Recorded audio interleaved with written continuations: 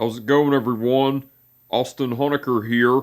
I just wanted to come on here for a while and give my review for All Elite Wrestling's AEW Rampage from tonight, which is August 26th, 2022. I gotta say, it was awesome from start to finish.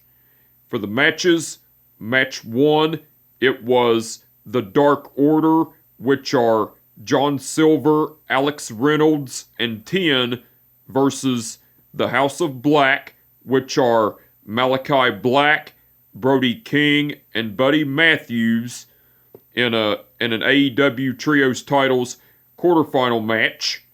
That was a great match, but the ending to it, the Dark Order went over because Alex Reynolds pinned Malachi Black with a schoolboy. Now, after the match, because where Miro attacked Brody King and Buddy Matthews during the match, well, after the match, Miro and Malachi Black had a stare down. Brody King attacked Miro from behind and threw him into the steel steps. Then Brody King threw Miro into the ring, and then Brody King and Buddy Matthews came into the ring, and Miro stood up, and Malachi Black attacked Miro with the black mass, and then the House of Black, which are Malachi Black, Brody King, and Buddy Matthews, ganged up on Miro and was beating the shit out of him. And then, as that was going on, Sting and Darby Allin came to the aid of Miro, and while Sting and Darby Allin came down to the ring to Miro's aid, the House of Black, which are Malachi Black, Brody King, and Buddy Matthews, retreated, and Sting, Miro, and Darby Allin stood tall, while the House of Black, which are Malachi Black, Brody King, and Buddy Matthews, were looking on and everything. That was cool. That was after the match, by the way. Match 2, it was Wardlow versus Ryan Namath for the AEW TNT title. That was a squash match, but the ending to it, Wardlow went over and retained the AEW TNT title with the Powerbomb Symphony. Now, before the match, Ryan Namath came out to the ring and cut a promo talking about how he grew up in Cleveland, Ohio, and how Cleveland, Ohio was a dump, and how it makes him sick, and everything, and then Wardlow came out and to the ring, and after Wardlow came out, Jay Lethal, Sanjay Dutt, Chris Sabin, and Satnam Singh came out on stage to look on and everything, and then Ryan Namath was talking shit towards Wardlow and everything, and then Wardlow attacked Ryan Namath and beat the shit out of him before the match started and everything. That was cool. That was before the match, by the way. Match 3, it was Powerhouse Hobbs versus Ashton Day. That was a squash match, but the ending to it, Powerhouse Hobbs went over with the spine buster. Now, after the match, as Powerhouse Hobbs was celebrating his victory, the Factory, which are QT Marshall, Aaron Solo, Nick Comoroto, Anthony Ogogo, and Cole Carter, appeared on the Titantron beating the shit out of Ricky Starks, and QT Marshall was talking about how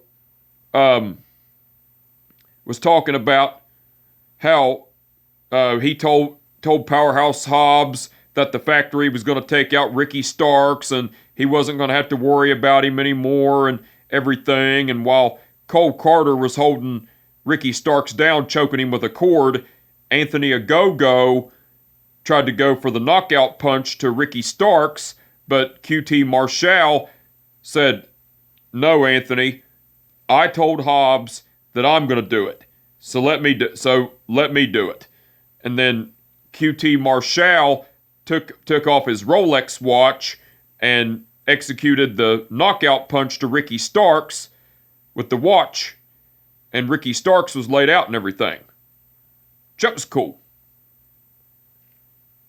Well, as Ricky Starks was laid out, the Factory, which are QT Marshall, Aaron Solo, Nick Camarado, Anthony Ogogo, and Cole Carter left while Ricky Starks was laying out and everything. That was cool. That was after the match, by the way. And that was match 3, by the way. Match 4, it was Sammy Guevara and Ty Mello versus Ortiz and Ruby Soho. That was a great match, but the ending to it, Sammy Guevara and Ty Mello went over because Sammy Guevara pinned Ortiz with a springboard cutter. And match 5, which was the main event, it was And match 5, which was the main event, it was Claudio Castagnoli versus Dustin Rhodes for the Ring of Honor World Title. That was a great match, but the ending to it, Claudio Castagnoli went over and retained the Ring of Honor World Title with the European uppercut. Now, besides the matches, Lexi Nair interviewed Hook. Well, Lexi Nair brought up about the Jericho Appreciation Society, which are Matt Menard and Angelo Parker, going after Hook going after Hook for the FTW title, and asked Hook's thoughts on it, and Hook said, "Yeah, Lexi, I know about it, but I don't care." Then Hook left, and then after Hook walked off, the Jericho Appreciation Society, which are Matt Menard and Angelo Parker, appeared, and Matt Menard was sitting there talking shit about Hook, saying how he was scared and everything, and Angelo Parker was talking shit about Hook, saying that he was going to take the FTW title away from him and everything, and then Matt Menard and Angelo Parker continued to talk more shit about Hook and everything. That was cool. Lexi Nair interviewed the Andrade family office, which are Andrade El Idolo, Jose the Assistant, Roosh, Mark Quinn, and Isaiah Cassidy. Well, Lexi Nair brought up that both Private Party, which are Mark Quinn and Isaiah Cassidy, and LFI, which are Andrade El Idolo and Roosh, lost both their matches last week and everything. And then Andrade El Idolo was talking about how Mark Quinn and Isaiah Cassidy lost their matches. Isaiah Cassidy was talking about how Andrade El Idolo and Roosh lost their matches last week as well. And Andrade El Idolo was talking about how it wasn't him and Roosh that lost, it was Dragon Lee that lost. And Roosh was talking about how he betrayed his younger brother and Dragon Lee and everything. And then things got heated, and Andrade El Idolo and Isaiah Cassidy got in each other's faces and about got into it, but Andrade El Idolo said to Isaiah Cassidy,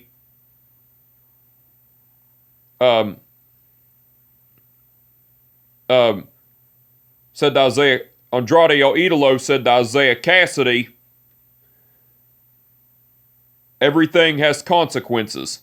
Then Andrade El Idolo, Jose the Assistant, and Roosh left, while Private Party, which are Mark Quinn and Isaiah Cassidy, were looking on. Well, Mark Quinn was telling Isaiah Cassidy, "Come on, Isaiah, don't worry about it. We'll be alright," and everything. That was cool. Lexi Nair interviewed Jade Cargill and the Baddies, which are Kiera Hogan and Layla Gray. Well, Lexi Nair brought up about Jade Cargill having a big target on her back in Athena and everything, and Jade Cargill was getting ready to talk shit about Athena, but Layla Gray was trying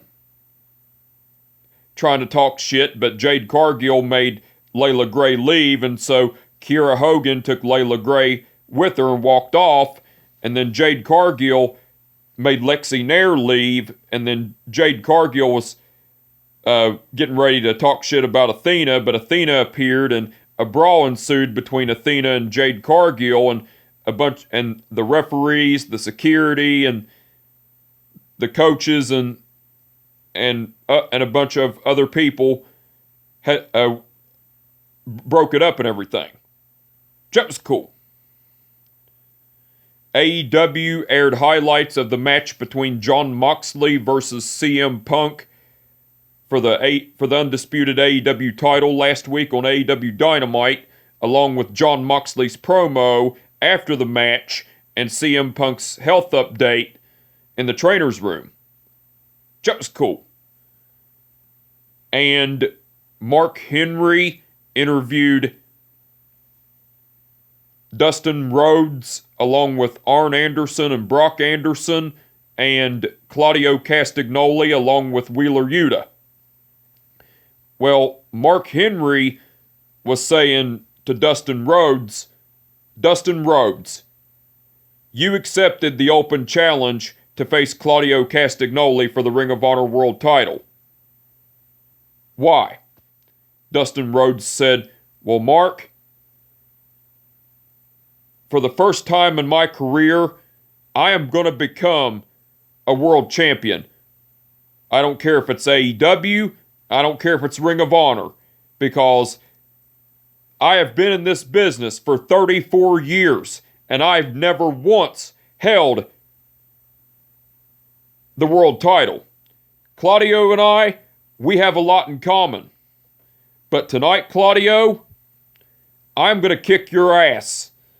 And I am going to finally, in my 34 years of being in the business of professional wrestling, I am going to win the Ring of Honor World. I'm going to take the Ring of Honor World title from you. I'm going to beat you, and I'm going to take the Ring of Honor World title from you. And that's all I got to say about that and everything. And then Mark Henry was saying, Claudio Castagnoli, you picked one of the all-time greats in Dustin Rhodes as your opponent for the Ring of Honor World title. What's your take? Claudio Castagnoli was saying, Mark, Dustin Rhodes is one of the all-time greats in this business, no doubt. And I am honored to share the ring with him. But tonight, I am going to show Dustin Rhodes what I am all about, what the Blackpool Combat Club is all about. And Dustin, I hate to break this to you, but you're not going to win. I am going to beat you, and I am going to remain the Ring of Honor World Champion tonight. And that's all I have to say about that and everything. Then Mark Henry said his signature line, well, looks like there's been enough talk. It's time for the main event and everything. That was cool. And that was match 5 in the main event, by the way. No, excuse me, I'm sorry. Which, that was cool, by the way. That, Mark Henry interviewing Dustin Rhodes along with Arn Anderson and Brock Anderson and Claudio Castagnoli along with Wheeler Yuta. That was cool.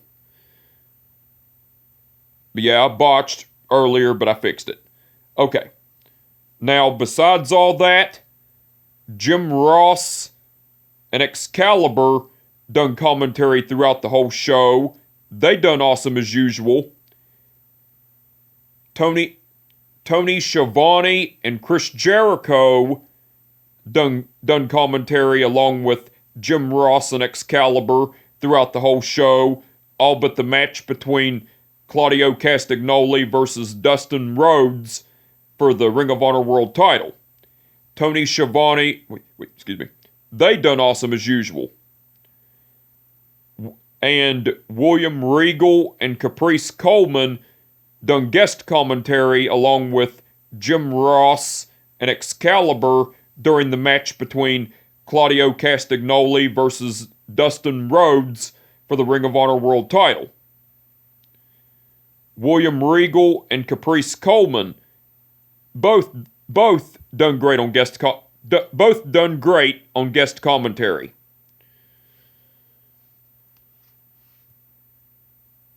The referees for the event were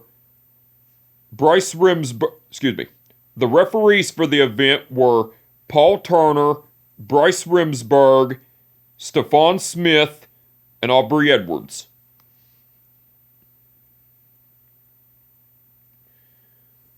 Okay. Aubrey Edwards refereed the match between the Dark Order versus the House of Black in an AEW Trios Titles quarterfinal match. Stephon Smith refereed the match between Wardlow versus Ryan Namath for the AEW TNT title. Stephon Smith refereed the match between Powerhouse Hobbs versus Ashton Day. Bryce Remsburg refereed the match between Sammy Guevara and Ty Mello versus Ortiz and Ruby Soho.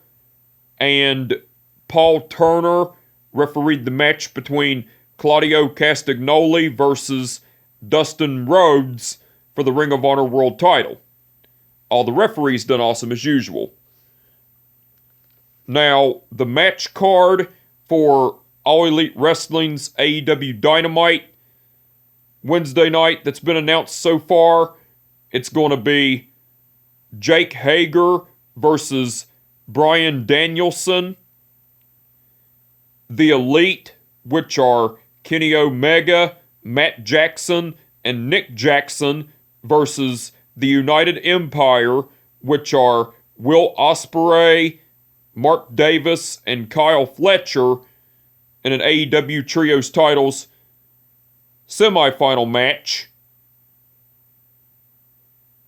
And Britt Baker and Jamie Hayter versus Hikaru Shida and Tony Storm. Those are the matches that have been announced so far. Now, besides the matches that have been announced so far, Jon Moxley will be appearing live. So the match card that's been announced so far for All Elite Wrestling's AEW Dynamite Wednesday night looks like it's going to be awesome. I can't wait to see it, and I'm looking forward to it.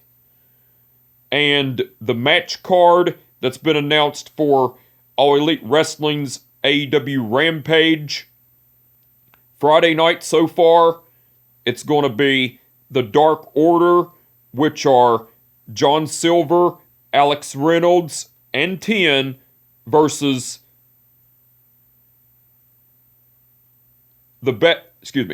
And the match card that's been announced for All Elite Wrestling's AEW Rampage Friday night so far, it's going to be the Dark Order, which are John Silver, Alex Reynolds, and 10 versus the Best Friends, which are Trent Beretta, Chuck Taylor, and Orange Cassidy in an AEW Trios Titles semifinal match. So the match card for All Elite Wrestling's AEW Rampage Friday night that's been announced so far looks like it's going to be awesome. I can't wait to see it, and I'm looking forward to it. But anyway, I just wanted to come on here for a while and give my review for All Elite Wrestling's AEW Rampage from tonight, which is August 26th, 2022. Like I said, it was awesome from start to finish. And with that being said, my name is Austin Honecker, and I will catch your ass down the road. Peace out.